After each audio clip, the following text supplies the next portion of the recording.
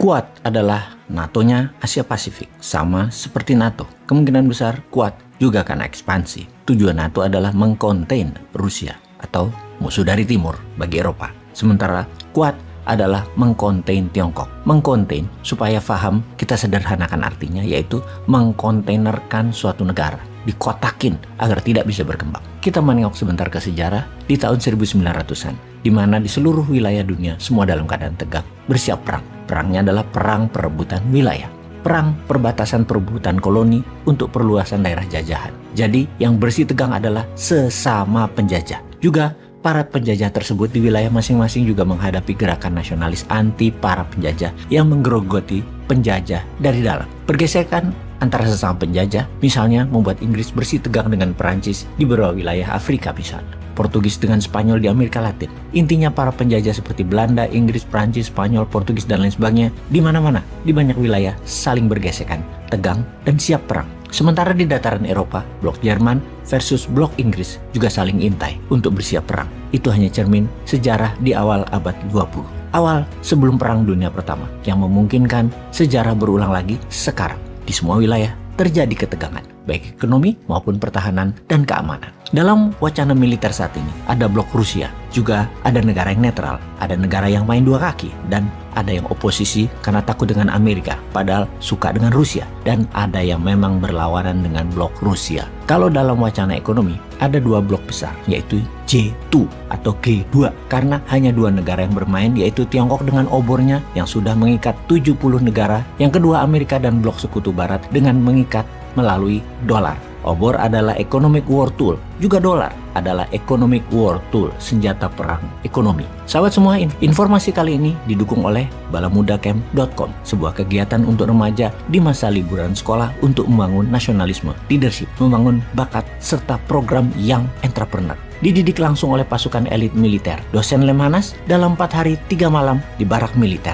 Camp Bala Muda di Bogor. Sahabat semua, daftarkan segera remaja kita di balamudacamp.com. Kita kembali ke topik pembicaraan. Untuk memahami bernegara, kita melihat dua hal ini terlebih dahulu, di mana untuk menjadi negara besar, maka negara tersebut harus ada yang didominasi, harus ada yang ditaklukkan. Strategi luar negeri bernegaranya yang berdasarkan penaklukan, ada strategi berdasarkan economic approach atau pendekatan ekonomi, yang kedua adalah penaklukan dengan military approach atau pendekatan militer. Kita ke pendekatan militer terlebih dahulu. Kita bicarakan tentang Quad sekarang. Kita sudah diinformasikan bahwa Tiongkok sedang melakukan strategi geopolitiknya di negara-negara selatan Pasifik yang dilakukan berbarengan dengan Quad Summit di Jepang baru-baru ini. Tiongkok berencana membangun kekuatan politik dan militernya bekerja sama dengan negara-negara selatan Pasifik tersebut. Bayangkan, di saat ketegangan di wilayah Eropa terjadi, ketegangan di wilayah Pasifik pun meningkat. Apa yang dilakukan Tiongkok? Seperti yang kita ketahui, pendekatan Tiongkok adalah pendekatan ekonomi. Tiongkok menjanjikan membangun sebuah wilayah karena hal ini di negara kecil-kecil kepulauan selatan Pasifik di sisi Tiongkok. Tiongkok ingin kebebasan menangkap ikan di wilayah tersebut.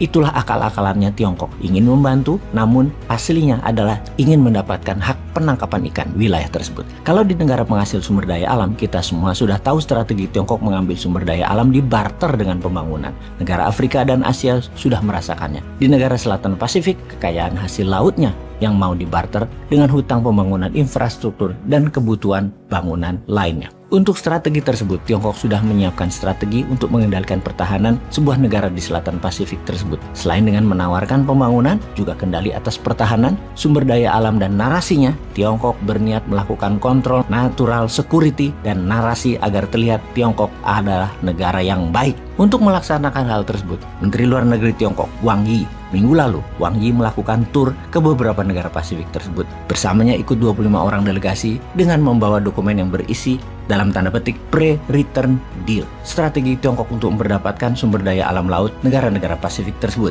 Dan ketika kembali ke Beijing, Wang Yi mendapatkan 10 persetujuan negara Pasifik Selatan dengan Tiongkok yang akan membangun versus penangkapan ikan Tiongkok di Pasifik. Ke-10 negara tersebut adalah Solomon Island, Kiribati, Samoa, Fiji, Tonga, Vanuatu, Cook Island, Papua Nugini, Niue, dan Mikronesia. Kemudian oleh Tiongkok hal ini dikibarkan sebagai salah satu strategi Tiongkok melawan Quad. Quad adalah kerjasama militer antara India, Jepang, Australia, dan Amerika di saat mereka lagi mengadakan summit di Jepang.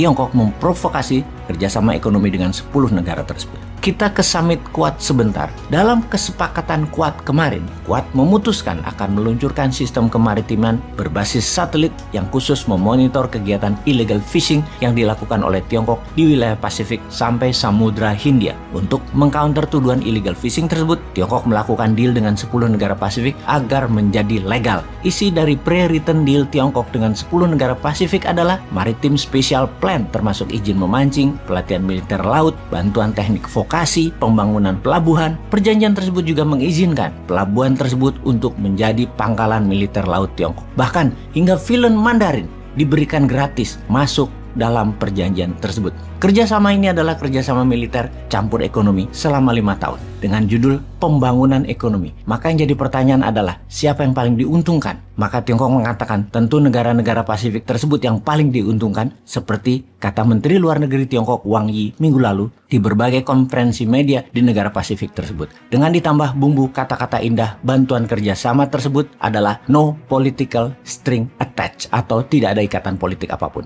Ini murni bisnis. Tapi saya dan Anda tahu banget maksud negara Tiongkok itu apa.